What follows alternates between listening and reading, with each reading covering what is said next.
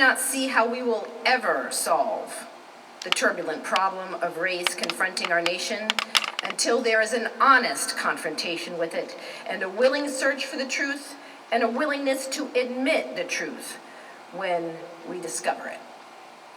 And so in that vein, I'm going to do my best to tell the truth, the whole truth about race in America today. It is a truth that many Americans will deny, just as they were eager to deny the truth about slavery and Jim Crow in their days.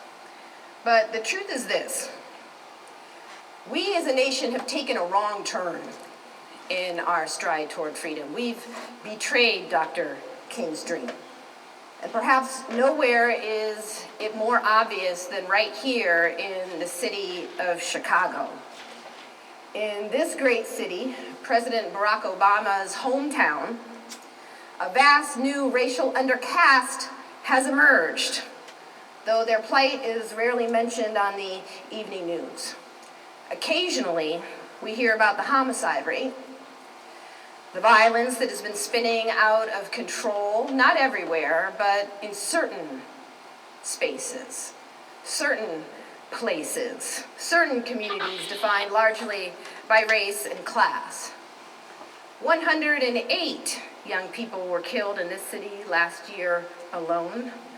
Hundreds more were killed with scarcely any notice in the media. Just another black man gunned down. Another body in the street. When Nydia Pendleton was killed, though, the national media took notice, at least for a moment. She was a 15-year-old girl in the wrong place at the wrong time, according to the police. Killing of Nydia Pendleton, an honor student shot dead just days after she performed at President Obama's inauguration, became a symbol of the city's stubbornly high homicide rate and something of a pawn. She became something of a pawn in the national debate over gun control. Now, I am grateful, very grateful, that we are having a national debate about gun control, and for the moment, at least, politicians and the media are paying attention to the deaths of black and brown school children, not just white children killed by deranged mass murderers. But I am deeply disturbed that in this national debate about violence and gun control, there is little honest discussion of why, truly why, some communities are war zones while others are not.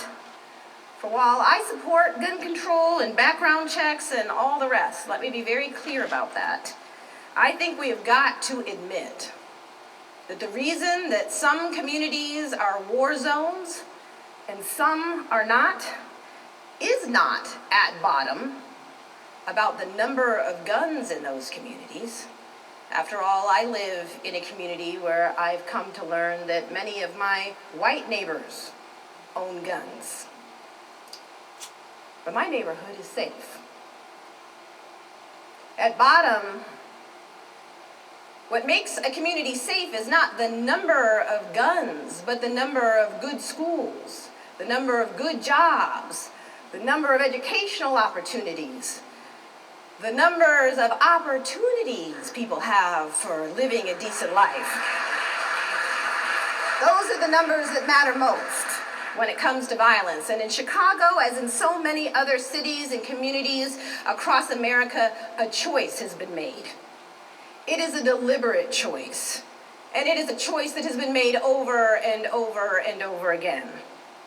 Rather than good schools, we have been willing to build high-tech prisons.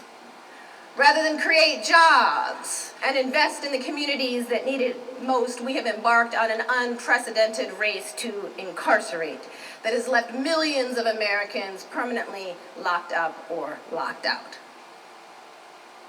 William Julius Wilson has written an excellent book about the changes that have occurred in Chicago and other communities around the country entitled When Work Disappears.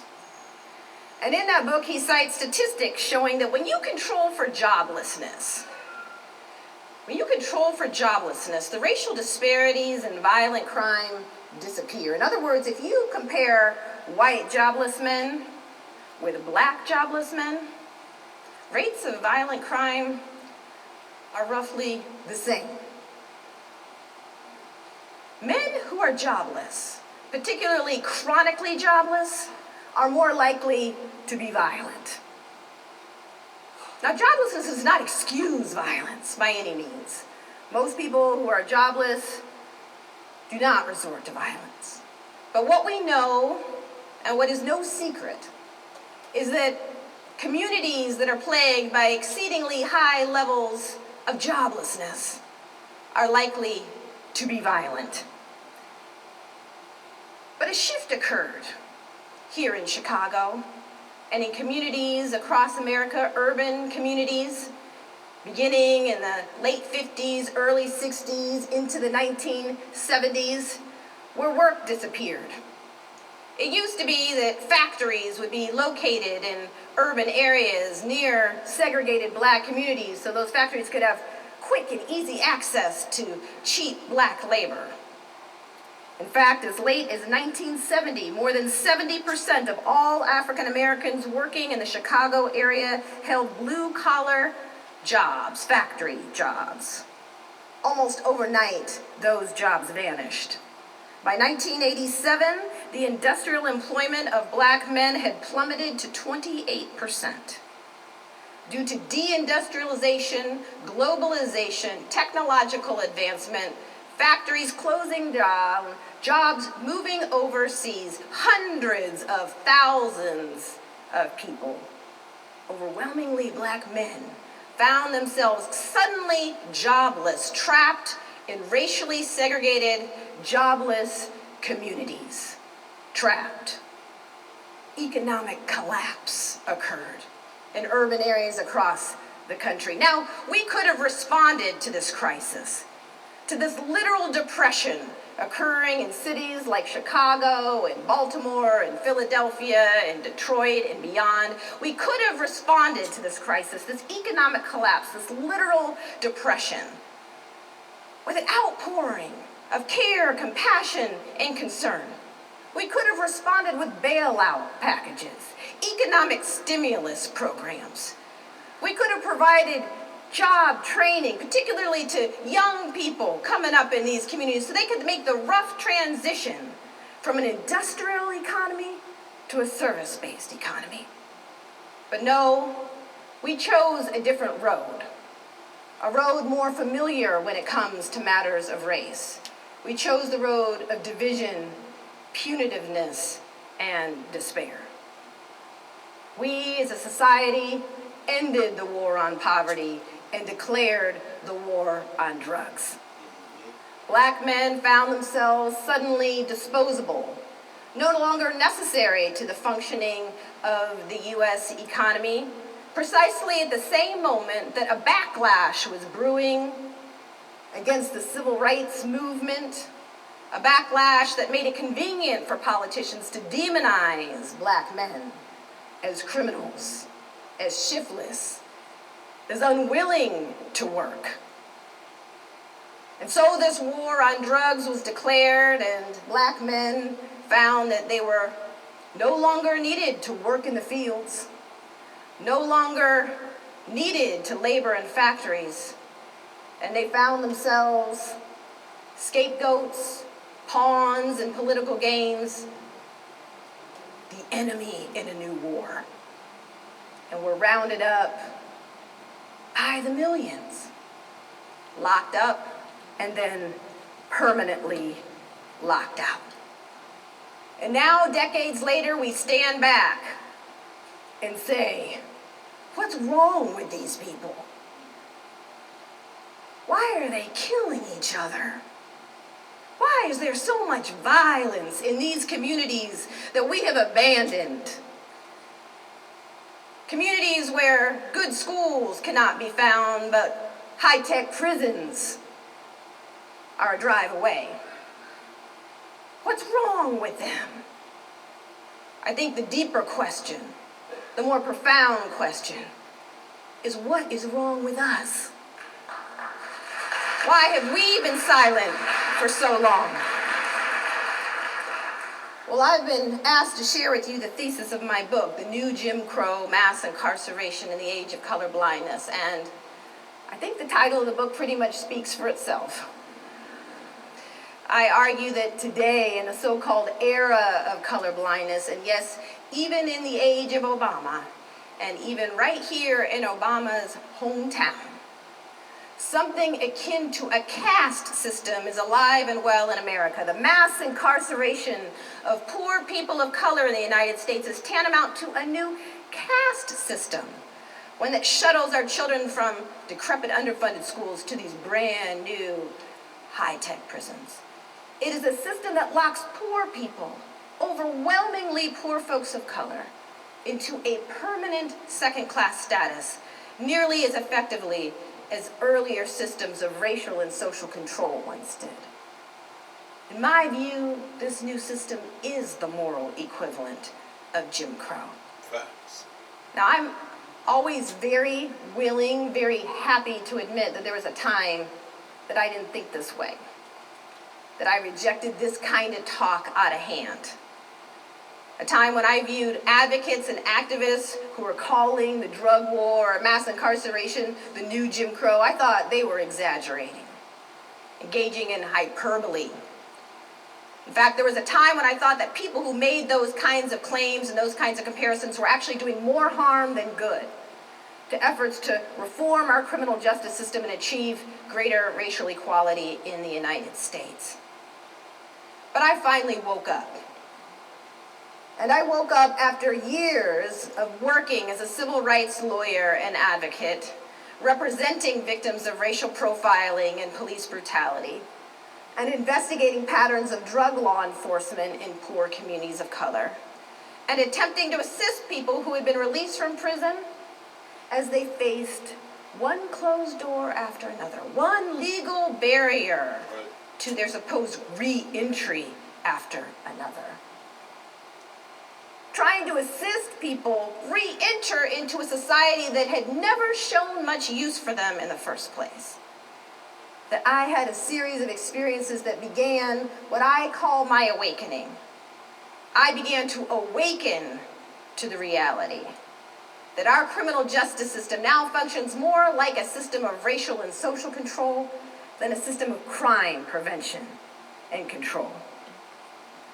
As I stated in the introduction, what has changed since the collapse of Jim Crow has less to do with the basic structure of our society than the language we use to justify it. In the era of color blindness, it is no longer socially permissible to use race explicitly as a justification for discrimination, exclusion, and social contempt. So we don't. Rather than rely on race, we use our criminal justice system to label people of color criminals and then engage in all the practices that we supposedly left behind.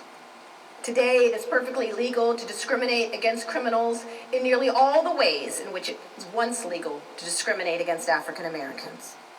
Once you're labeled a felon, the old forms of discrimination, employment discrimination, housing discrimination, denial of the right to vote, exclusion from jury service, suddenly legal. As a criminal, you have scarcely more rights and arguably less respect than a black man living in Alabama at the height of Jim Crow. We have not ended racial caste in America, we have merely redesigned it. But it took me a while to get to that place. And like a lot of people, I was in deep denial. Even as I was working as a social justice advocate, as a civil rights lawyer, I thought I knew what was going on. I was disturbed. I was even appalled by the high numbers of black men cycling in and out of our prisons and jails, but I thought, well, that can be explained by the high rates of poverty and bad schools and broken homes, the legacy of inequality. Somehow it didn't occur to me that black folks have been poor for a long, long time and uneducated for a long, long time, but nothing like the system of mass incarceration had ever existed before. Somehow it was easy for me to rationalize what I saw because of the prevailing myths about this system of mass incarceration that are fed to us in countless ways, that I was fed in many respects in law school, and that were fed through the media. But I had one experience that finally began to open my eyes, that shook me to my core. It involved a young African-American man who was about 19 years old, who walked into my office and forever changed the way I viewed not only our criminal justice system, but how I viewed myself as a civil rights lawyer and advocate. And at the time, I was directing the Racial Justice Project for the ACLU in California, and we had just launched a major campaign against racial profiling by the police. We called it the DWB campaign, or the Driving While Black or Brown campaign. And we had created a hotline number for people to call if they believed they had been stopped or targeted by the police on the basis of race. And we put this hotline number up on billboards in Oakland and communities like San Jose and Sacramento, urging people to call the hotline number if they believed that they had been stopped or targeted by the police on the basis of race. And in fact, within the first few minutes that we announced this hotline number on the evening news, we received thousands of calls. Our system crashed temporarily. We had to expand our capacity to deal with the volume of calls that we were receiving. And so I was spending my day interviewing one young black or brown man after another who had called the hotline to report discriminatory stops or searches or abuse by the police. And it was very late in the day, late in the afternoon, and I was getting tired, not eager to go through yet another round of interviews. And this young man walks in carrying a stack of papers, a thick stack of papers about this thick. He had taken detailed notes of his encounters with the police in Oakland over about a 9-month period of time. He had descriptions of every stop, every frisk, every time his car was pulled over and searched. He had descriptions of every encounter as well as names of witnesses, who was there, who could corroborate what the police said and what they did. And on top of that, he had names of officers, in some cases even badge numbers of officers. He just had an unbelievable amount of documentation and detail about this pattern of stops, searches, harassment he had been experiencing by the Oakland police. And the stories he was telling were corroborated by other stories we had heard coming out of his neighborhood about what the police were doing there. And so I started to think to myself, well, maybe he's the one. Maybe he's the one. Maybe he can be our named plaintiff in the class action suit we're planning to file against the Oakland Police Department, alleging pattern of practice of profiling and discrimination. And so I started to get excited. I started asking him a bunch of questions, get more details, and thinking, yes, actually, he's a good-looking young man. He'll do well in the media. The jury will like him. He's well-spoken. Thinking, he's the one. And then he said something that made me pause, and I said, what did you say? What did you say? Did you just say you're a drug felon? We had actually been screening people with felony records. When people would call our hotline number, we would send a form to them to fill out, asking them a bunch of questions about their experiences with the police, including, have you ever been convicted of a felony? We believed we couldn't represent someone as a named plaintiff in a racial profiling suit if they had been convicted of a felony, because we knew that if we did, law enforcement and the media would be all over us saying, well, of course the police should be keeping their eye on him. He's a felon. He's a criminal. And we knew that we wouldn't be able to put someone with a felony record on the stand as a named plaintiff in a racial profiling case without them being cross-examined for an hour in front of the jury about their prior criminal history, thus distracting the jury's attention away from the law enforcement conduct and turning it into a trial about the young man's prior criminal past. And so we had been screening people with prior criminal records, and he had not marked it on his form, checked the metaphorical box. And so I'm sitting there looking at him saying, did you just say you're a drug felon? And he gets quiet and he says, finally, yeah, I'm a drug felon, but let me tell you what happened to me. Let me tell you what happened. Police planted drugs on me. They set up me and my friend. They beat us up. They framed us. He starts telling me this long story about how he'd been framed by the police. And the police planted drugs on them, beat them up. And I'm just saying, oh, I'm sorry. I am sorry. I'm not going to be able to represent you if you have a felony record. And I tried to explain to him why that was the case and how I could understand that why it would seem unfair or wrong. He keeps trying to give me more information, more details. Now he's giving me the names of those officers, their badge numbers, who can corroborate that story. And I am sorry. I am sorry. I am not going to be able to represent you. Then he starts insisting upon his innocence. I'm innocent. I'm telling you, I just took the deal. I just took the plea deal because they told me if I just took the deal that I could just walk. I wouldn't have to do a day in prison if I just took the deal. I just get felony probation. That's it. It would just be felony probation, and that's it. I was innocent, but I didn't want to do the time. I was scared of going to prison. I just took the deal. But I'm telling you, I didn't do it. I'm telling you the truth. I am sorry. I cannot represent you. And then he becomes enraged, and he says to me, "You're no better than the police. You're no better than the police. The minute I tell you I'm a felon, you just stop listening. You just can't even hear what I have to say." He says, "What's to become of me? What's to become of me?" He says, "I can't get a job anywhere because of my felony record. Anywhere." He says, I can't even get housing. It's like, I can't even get access to public housing because of my drug felony. Where am I supposed to sleep? So, I sleep in my grandma's basement at night because nowhere else will take me in. So how am I supposed to take care of myself as a man? So I can't even get food stamps. I can't even get food stamps to feed myself. What's to become of me?" He says, "Good luck finding one young black man in my neighborhood they haven't gotten to yet. They've gotten to us all already." And he snatches all those papers up, all those notes, and just starts ripping them up into tiny little pieces. He's throwing them in the air. It's just snow and white paper in my office. He walks out yelling at me, "You're no better than the police. I can't believe I trusted you."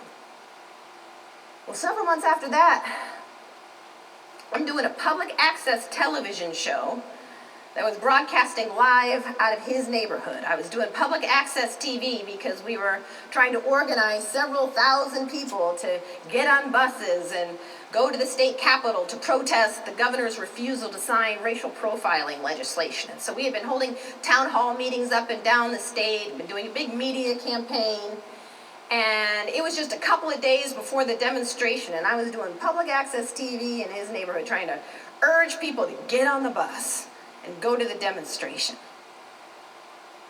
Well, immediately after that show goes off the air, it was broadcasting live, the minute it goes off the air, he comes bursting into the studio carrying this dirty potted plant. And he comes rushing up to me, and he's emotional, on the verge of tears, and he comes rushing up to me, and he thrusts this plant in my arms, and he says, "I'm just here to tell you I'm sorry.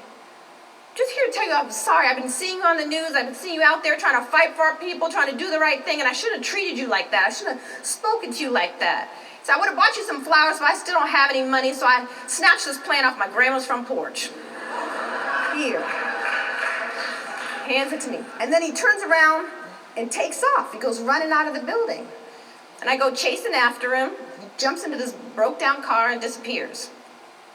Several months after that, I'm in my office. I open up the newspaper. And what's on the front page?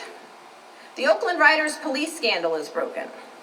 Turns out that a gang of police officers, otherwise known as a drug task force, had been planting drugs on suspects, beating folks up in his neighborhood, and who's identified as the main officer, one of the main officers charged with planting drugs on suspects and beating folks up? Well, it was the officer that he had identified to me as planting drugs on him and beat up him and his friend. And it really was only then, I'm embarrassed to say, but it was really only then that the light bulb finally started to go on for me. And I thought to myself, he's right about me. I am no better than the police. The minute he told me he was a felon, I just stopped listening. I couldn't even hear what he had to say. And that was the beginning of me asking myself some hard questions of myself as a civil rights lawyer and advocate. How am I actually replicating the very forms of discrimination, marginalization, and exclusion I'm supposedly fighting against? And I also started asking some questions about the system itself. Why was it that we hadn't been able to find a single black man from his neighborhood they hadn't gotten to yet? What was really going on? And that was the beginning of my journey of asking myself and others a lot of hard questions, doing an enormous amount of research, and listening more carefully to the stories of those cycling in and out of our prison system. And what I learned in that process was that my great crime wasn't in refusing to represent an innocent man.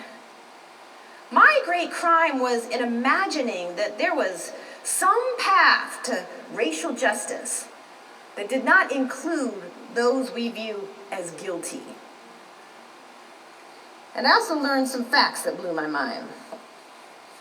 I learned there are more African American adults under correctional control today, in prison or jail, on probation or parole, than were enslaved in 1850, a decade before the Civil War began.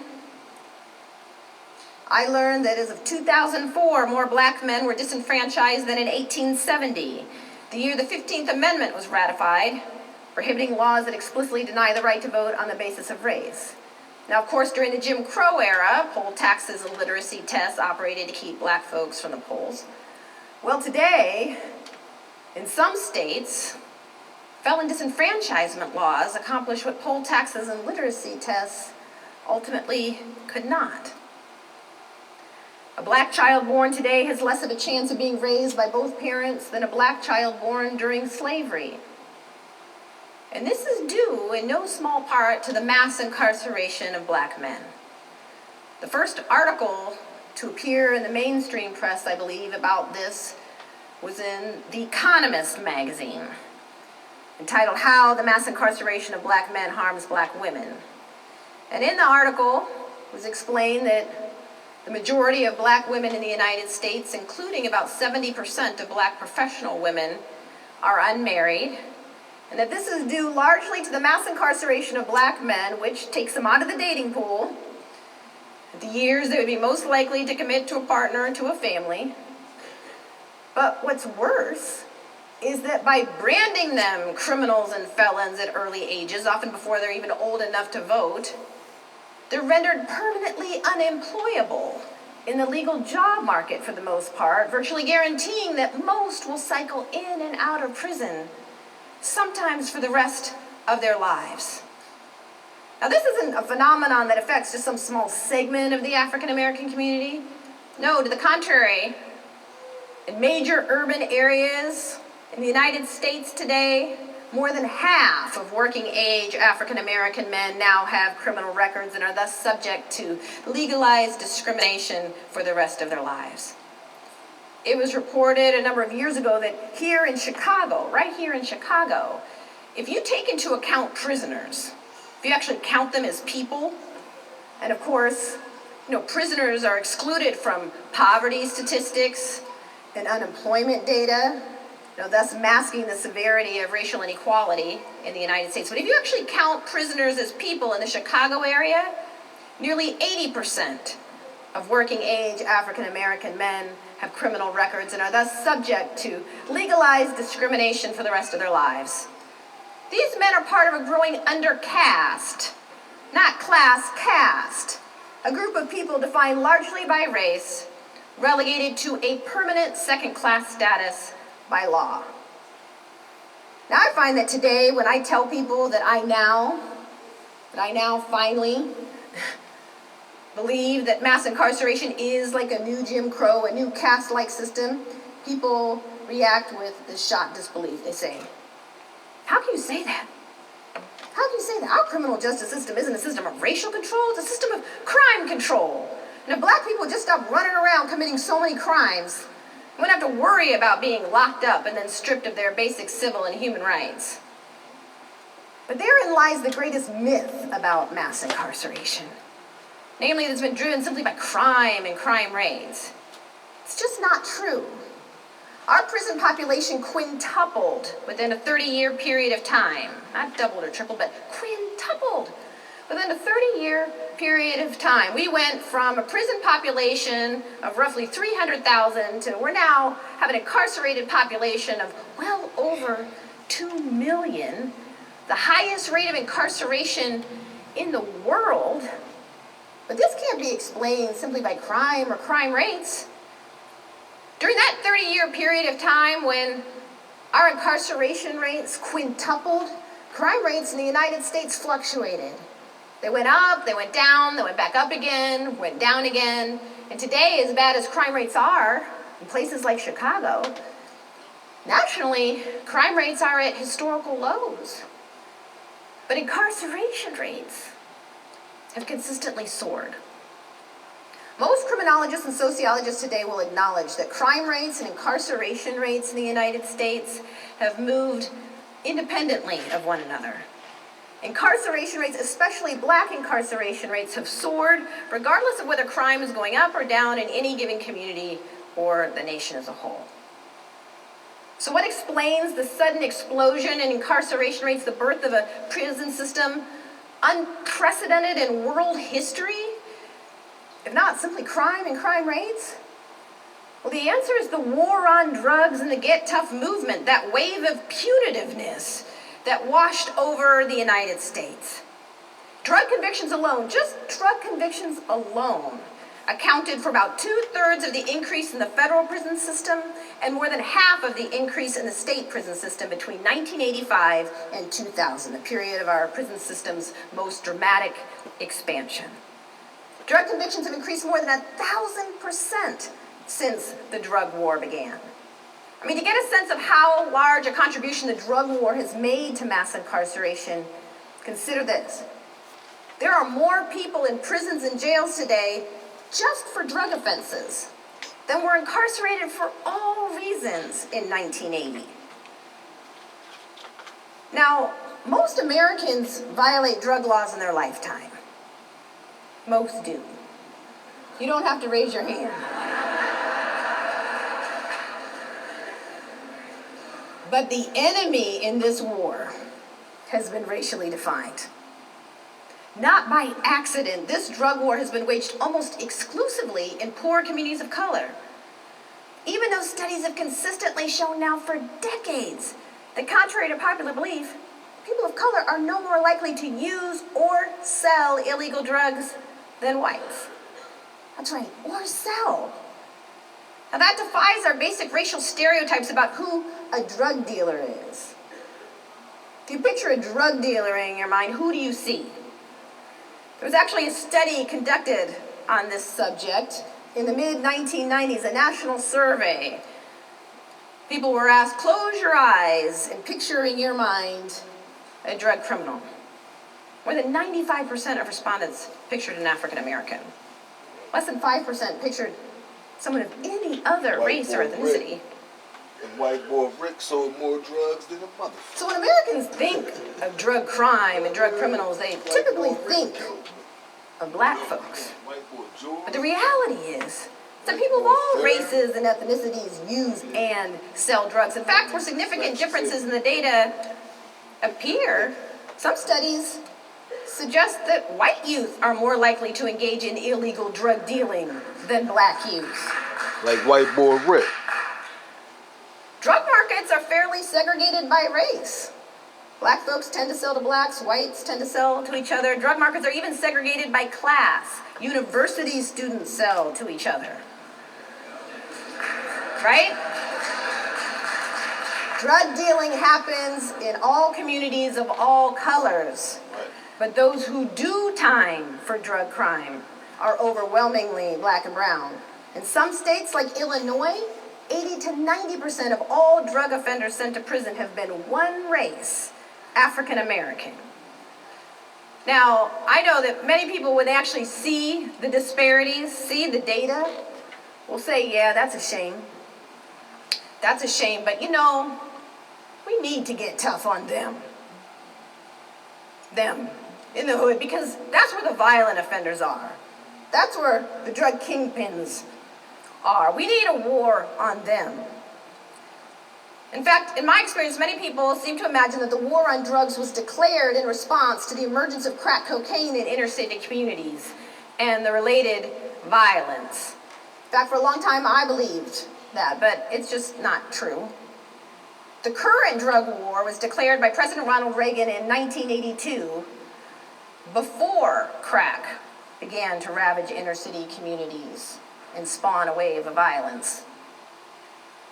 President Richard Nixon was the first to coin the term a war on drugs, but President Ronald Reagan turned that rhetorical war into a literal one, and at the time he declared his drug war, drug crime was actually on the decline, not on the rise, and less than 3% of the American population even identified drugs as the nation's most pressing concern. So why declare an all-out war on drugs when drug crime is actually declining, not on the rise, and the American public isn't too much concerned about it at the moment?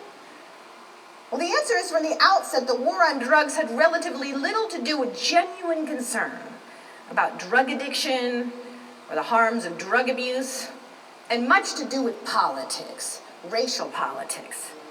Numerous historians and political scientists have now documented that the war on drugs was part of a grand Republican Party strategy known as the Southern Strategy of using racially coded get-tough appeals on issues of crime and welfare to appeal to poor and working-class whites, particularly in the South, who are anxious about, resentful of, fearful of many of the gains of African Americans in the civil rights movement. Now, I think, to be fair, we have to acknowledge that poor and working-class whites really had their world rocked by the civil rights movement. Wealthy whites could send their kids to private schools, give their kids all of the advantages that wealth has to offer. But poor and working class whites, many of whom were themselves struggling for survival, many of whom in the South were themselves illiterate, they faced a social demotion. It was their kids that might get bused across town to go to a school that they believed was inferior. It was their kids and themselves who were suddenly forced to compete on equal terms for limited jobs with this whole new group of people they've been taught their whole lives to believe were inferior to them. And then, to make matters worse from their perspective, affirmative action programs created the perception that black folks were now leapfrogging over them, on their way to Stanford, Yale, Harvard, University of Chicago, and off to corporate America. And this state of affairs created an enormous amount of fear, anger, resentment, anxiety, but it also created an enormous political opportunity.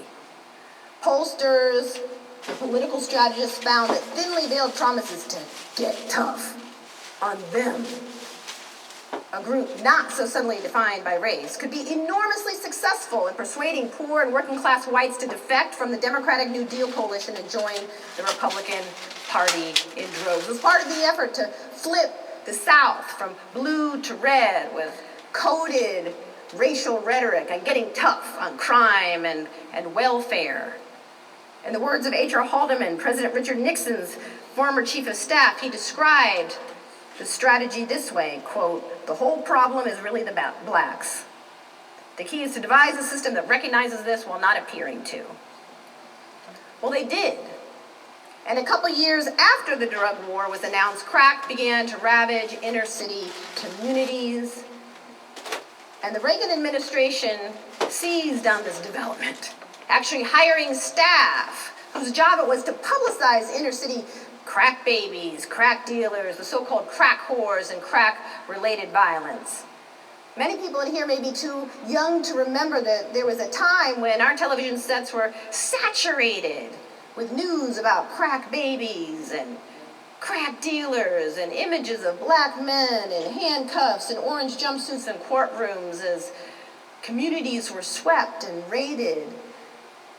The demon drug crack hit the news. And as drug crime and blackness became conflated in the media, a wave of punitiveness swept over the United States. Legislators started passing harsh mandatory minimum sentences for minor drug crime, sentences harsher than murderers receive in many other Western democracies. And soon, Democrats began competing with Republicans to prove they could be even tougher on them than their Republican counterparts. And so it was President Bill Clinton who escalated the drug war far beyond what his Republican predecessors even dreamed possible. And it was the Clinton administration that championed the laws banning drug offenders from federal financial aid for schooling upon release, banning drug offenders and people with criminal records from public housing. It was the Clinton administration that championed the federal law denying food stamps to people with drug felonies. To a large extent, so many of the rules, laws, policies, and practices that constitute the basic architecture of this new caste system were championed by a Democratic administration, desperate to win back those so-called white swing voters, folks who had defected from the Democratic Party in the wake of the Civil Rights Movement. But of course, there were more than a few black politicians and black voices that were saying, get tough too. The crack epidemic in particular had created violence that was spinning out of control. And fear was sweeping many communities about what this drug was doing. And one thing that has become abundantly clear to poor communities of color is that if you ask for good schools, you aren't likely to get them. You ask for jobs or economic investment, you won't get that either. But what we've learned is that the one thing poor folks of color can ask for and get are police and prisons. But it seems we got more than we bargained for. For now here we are, decades later, with millions of people cycling in and out of prison, trapped in a perpetual undercaste. Now I find that still many people who are familiar with this racial history will say, well, that's a shame too. But we still need to get tough on them, declare a war on them, because that is where the violent offenders are and the drug kingpins. What people don't realize is that this drug war has never been focused primarily on rooting out the violent offenders or the drug kingpins. Federal funding in this war has flowed to those state and local law enforcement agencies that have boosted the sheer numbers of drug arrests. It's become a numbers game. State and local law enforcement agencies have been rewarded in cash through programs like the Edward Byrne Memorial Grant Program for the sheer numbers of people arrested for drug offenses, virtually guaranteeing that law enforcement will go out looking for the so-called low-hanging fruit, stopping, frisking, searching as many people as possible to boost their numbers up.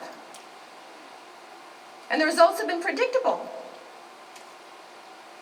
The overwhelming majority of people arrested in the drug war have been arrested for non-violent, relatively minor offenses.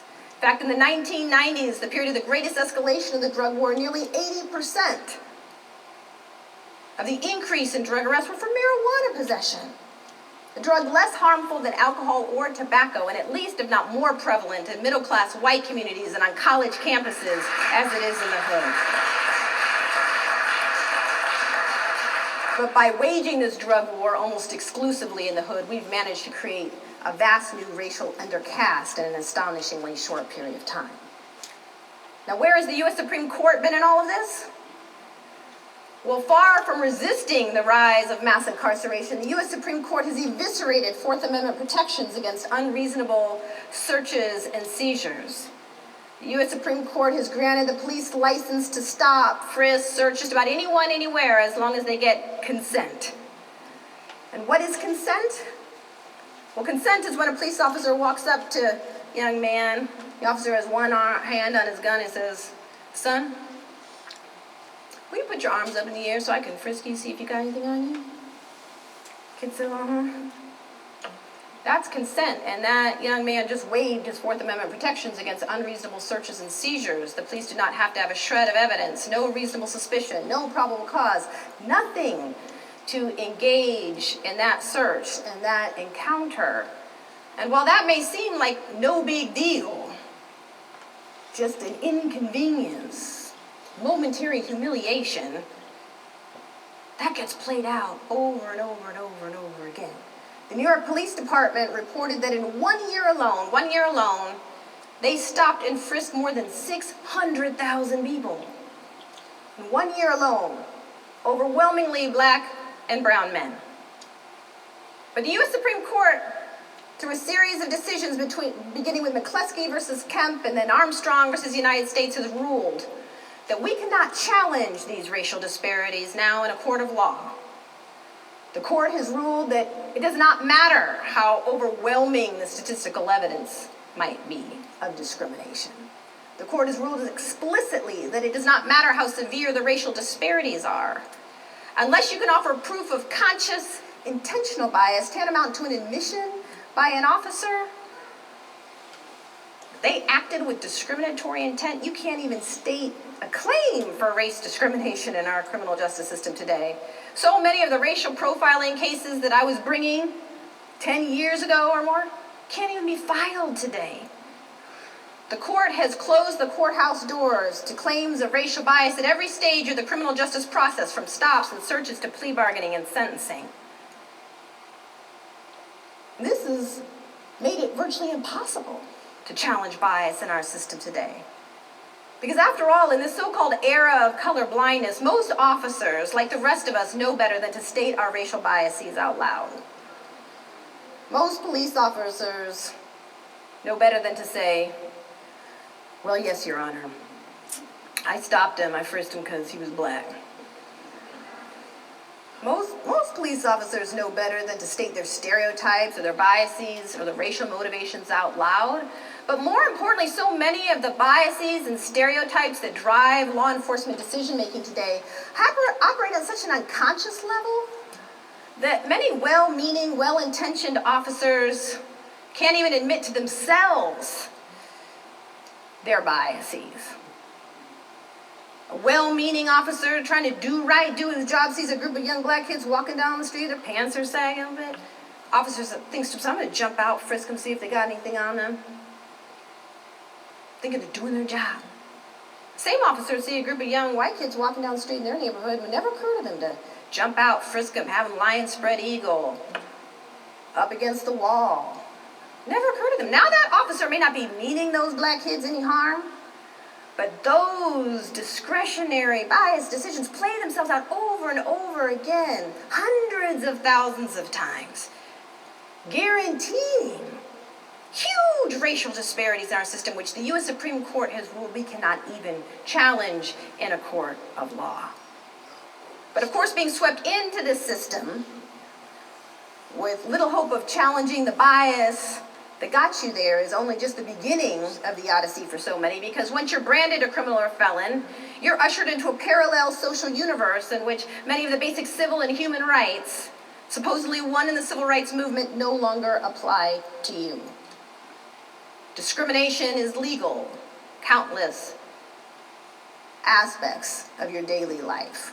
For the rest of your life, you've got to check that box on employment applications asking, have you ever been convicted of a felony? Doesn't matter how long that felony may have happened ago. Doesn't matter if it was weeks, years, decades ago. For the rest of your life, you've got to check that box knowing your application is likely going straight to the trash. Many people say, oh, you're making excuses for people. You're making excuses. I mean, when you get out of prison, it may be hard, it may be tough, but if you really apply yourself, you just hustle, get out there, look for a job. You can find a good job. Maybe you can get a job at McDonald's or something. Well, getting a job at McDonald's is no easy feat if you have a felony record. And in so many of the communities to which people who are branded felonies return, there are no jobs to be found in McDonald's or elsewhere. Right. And some people say to me, well, people could start their own businesses or something. Become entrepreneurs. I said, well, most people coming out of prison don't have a whole lot of money to invest in a new business, but even if they did, hundreds of professional licenses are off limits to people who have been branded felons. In my state, in Ohio, you can't even get a license to be a barber if you've been convicted of a felony. Housing discrimination, perfectly legal. Public housing may be off limits to you. Private landlords routinely discriminate against people with criminal records. As I mentioned, under federal law, you're deemed ineligible for food stamps for the rest of your life if you've been convicted of a drug felony. Fortunately, many states have opted out of this federal ban on food stamps, but it remains the case that thousands of people can't even get food stamps to survive because they were once caught with drugs. What are folks released from prison expected to do? You're released from prison, can't get a job, you're barred from housing, even food stamps. Food may be off limits to you. What do we expect them to do? Well, apparently what we expect them to do is to pay hundreds or thousands of dollars in fees, fines, court costs, accumulated back child support, which continues to accrue while you're in prison. And then in a growing number of states, you're expected to actually pay back the cost of your imprisonment. And if that isn't enough, well, get this. If you're one of the lucky few, the very few, who actually manages to get a job out of prison, straight out of prison, up to 100% of your wages can be garnished to pay back all those fees, fines, court costs, accumulated back child support. What are folks expected to do?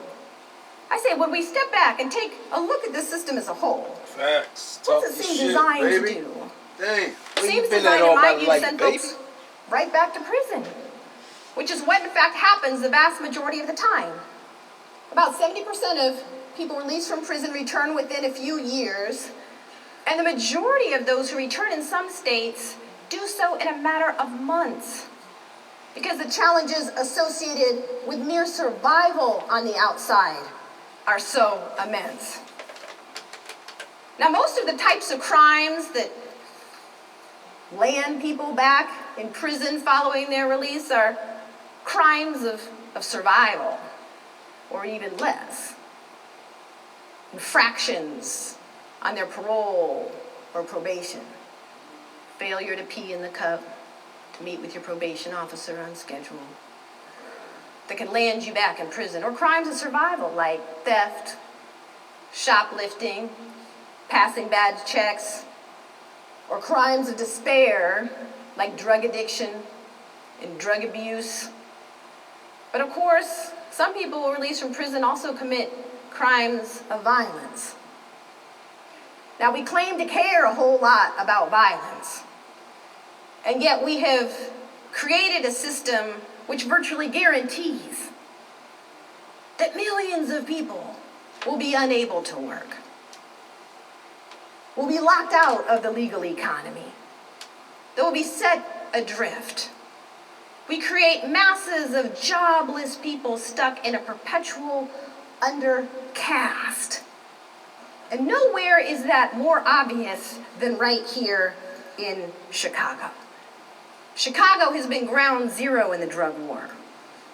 It was recently reported that more than 70% of all criminal cases in Chicago involve a Class D felony drug possession charge, the lowest level felony. All the motherfuckers in Chicago. To put the situation here in Chicago in some perspective, and to put the violence here in Chicago in some perspective, consider this.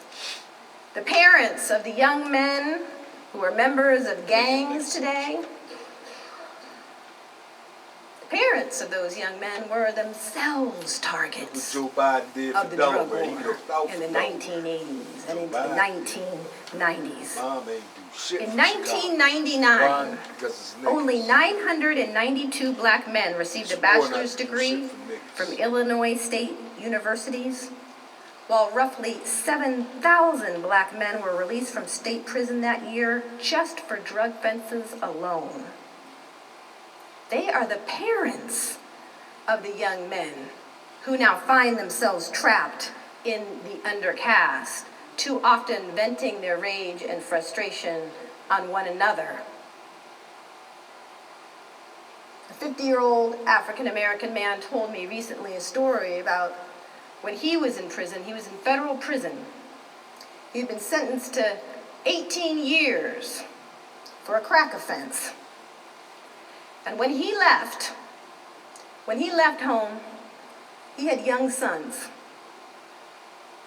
And just as he was preparing for release for his federal prison term, his sons began to join him behind bars. And it wasn't just his sons, but the neighbors' sons. All the boys on the block were coming in too. The generational cycle had begun as father and son found themselves trapped, cycling in and out of the system. Now we have millions of people trapped in the system. Estimated more than 60 million people with criminal records in the United States today. Cycling in and out. What do we do? Where do we go from here?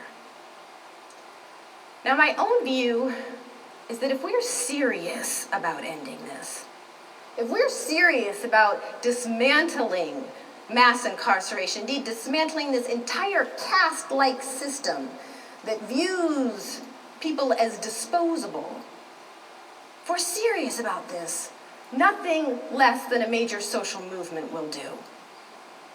And if you're tempted to believe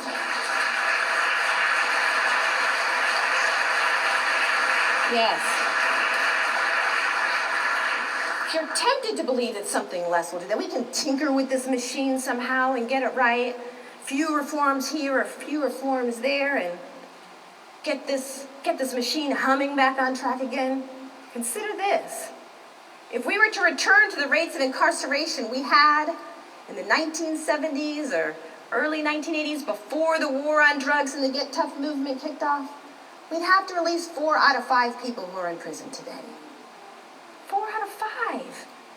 More than 1 million people employed by the criminal justice system would lose their jobs. Most new prison construction has occurred in predominantly white rural communities that are quite vulnerable economically.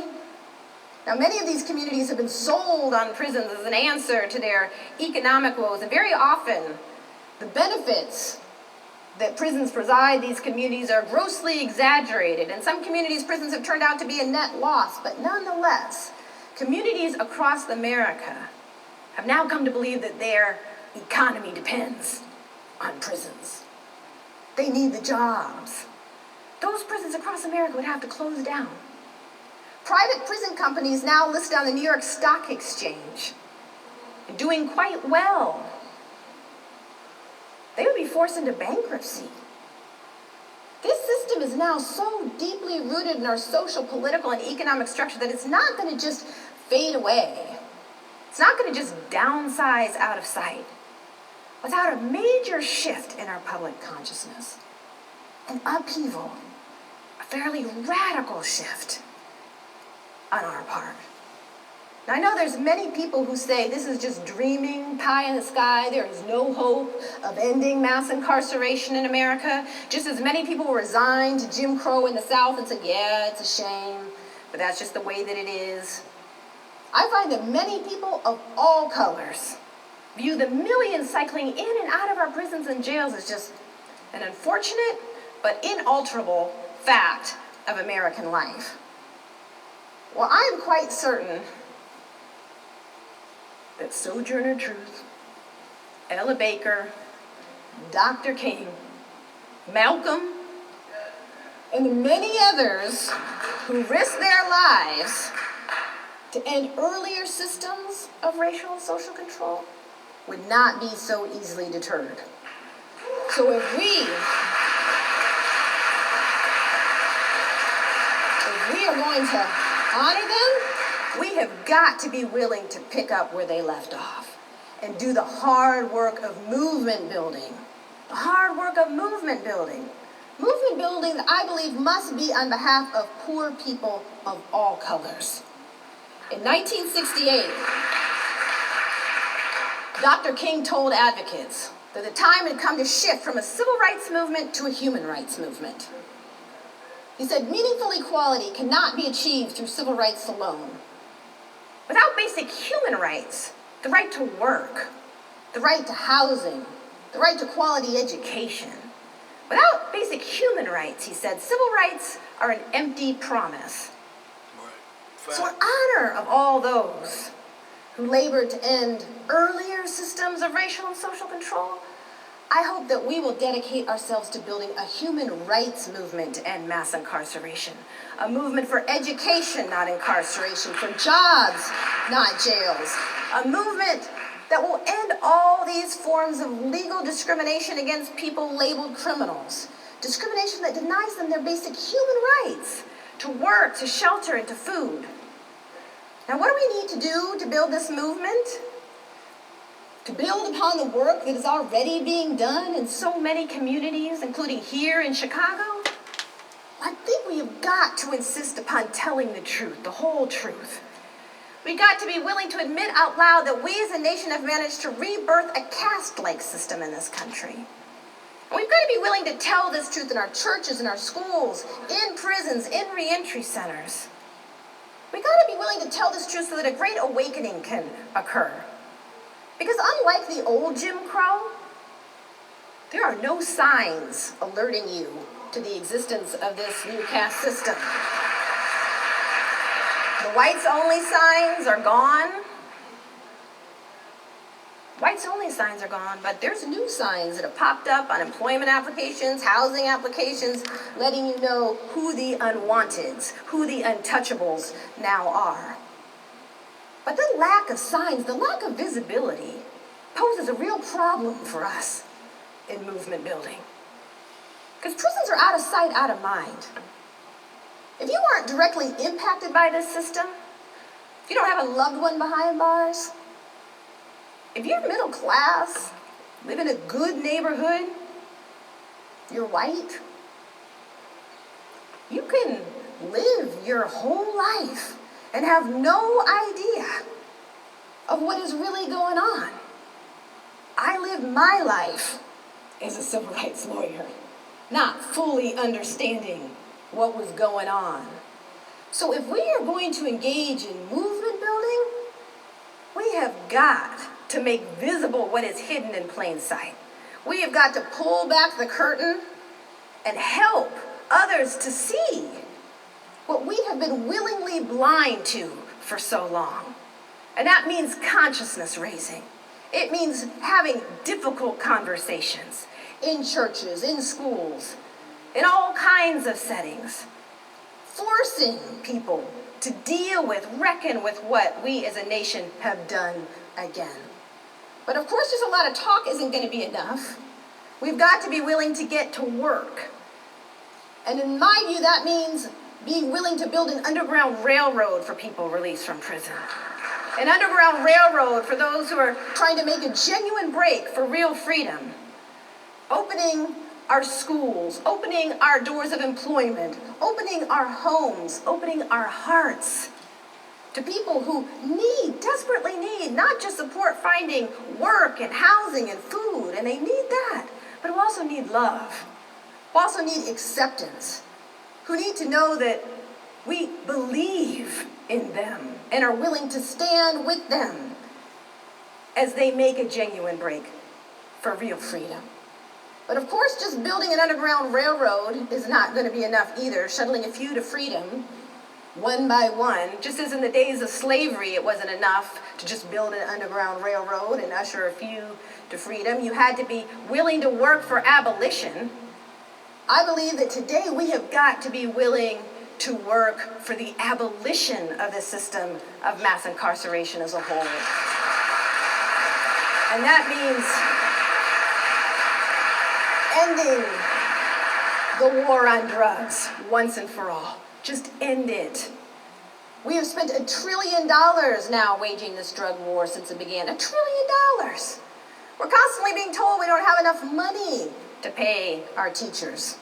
We don't have enough money for job programs, for economic investment in the communities that need it most. But apparently we had $1 trillion to blow.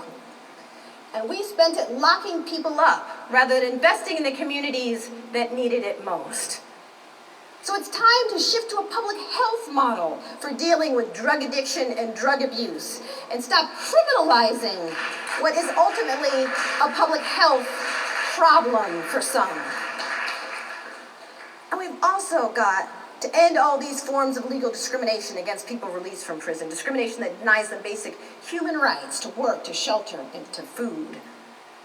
But last but not least, we have got to shift from a purely punitive approach to dealing with violence and violent crime in our communities to a more rehabilitative and restorative approach. Yes, one that takes seriously the interests of the victim, the offender, and the community as a whole. So we have got a lot of work to do. And if it feels like too much, it feels like it just can't possibly all be done, I think we've got to keep in mind that all of these rules, laws, policies, and practices that comprise this system of mass incarceration, they all rest upon one core belief. And it is the same core belief that sustained Jim Crow. It is the belief that some of us are not worthy of genuine care, compassion, or concern. And when we effectively challenge that core belief, all of this begins to fall like dominoes. A multiracial, multi-ethnic human rights movement must be born, one that takes seriously the dignity and humanity of all people. And it's got to be multiracial and multi-ethnic.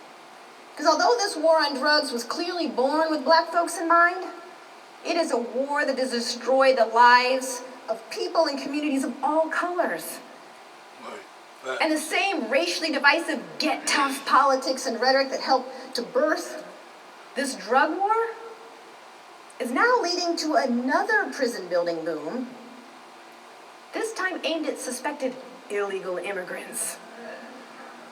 So we have got to connect these dots and build a multiracial, multi-ethnic movement on behalf of all of us. But before this movement can truly get underway, I believe a great awakening is required. We have got to collectively awaken from this colorblind slumber that we've been in to the realities of race in America. And we've got to be willing to embrace those labeled criminals. Not necessarily all their behavior, but them, their humanness. For it has been the refusal and failure to recognize the dignity and humanity of all people that has been the sturdy foundation of every caste system that has ever existed in the United States or anywhere else in the world. It's our task, I firmly believe, to end not just the war on drugs, not just mass incarceration, not just any one policy or practice, but to end this history and cycle of creating caste-like systems in America. Thank you so much for having me tonight, and I'm happy to take any questions. Thank you.